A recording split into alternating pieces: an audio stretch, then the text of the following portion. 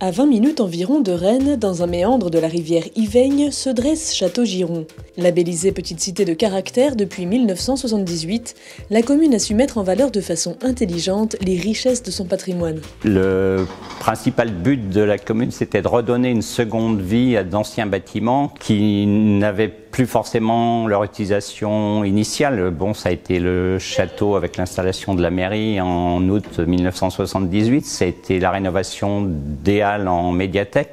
On pourrait aussi citer l'exemple d'une ferme qui a été transformée en école de musique où on a plus de 600 élèves. Actuellement, on est en train de rénover un local pour y mettre aussi l'office du tourisme qui actuellement est dans un tout petit local au pied du château. Quant à la chapelle du château, d'abord transformée en cinéma, elle a été entièrement rénovée pour en faire un centre d'art avec 4 expositions par an et plusieurs manifestations.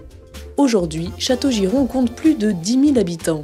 Château-Giron était une ville riche, très dynamique, avec le tissage des voiles qui avait permis la construction de nombreuses maisons à pans de bois et avec de nombreux commerces. Et rapidement, on a interdit de transformer les rez-de-chaussée en habitation, ce qui a permis d'avoir tous ces locaux disponibles pour des commerces qui ont beaucoup évolué, puisque maintenant c'est du vêtement, c'est de l'alimentation. Je crois qu'on peut dire oui, qu'il y a une culture du commerce. En tout cas, on a des entreprises qui sont installées là depuis de nombreuses générations. Je vais prendre l'exemple de la charcuterie Beucher.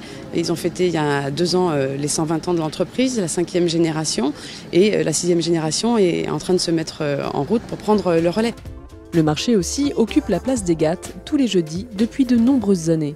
La région Bretagne, à travers sa politique volontariste en faveur des cités labellisées, a permis à un certain nombre de commerçants impliqués dans la réfection de leurs enseignes et de ventures de bénéficier d'un soutien financier. Dans cette dynamique, la rue de la Madeleine est un bel exemple de réussite de maintien des fonctions commerciales dans une rue patrimoniale. Et les commerçants sont attentifs à ça et ont depuis longtemps intégré que les conseils des architectes des bâtiments de France sont là pour valoriser leur activité, valoriser leur commerce et valoriser une cohérence de centre-ville. Et ce qui fait que les gens aiment venir ici parce que, au-delà de la promenade commerciale, c'est aussi une promenade pour les yeux et une promenade architecturale.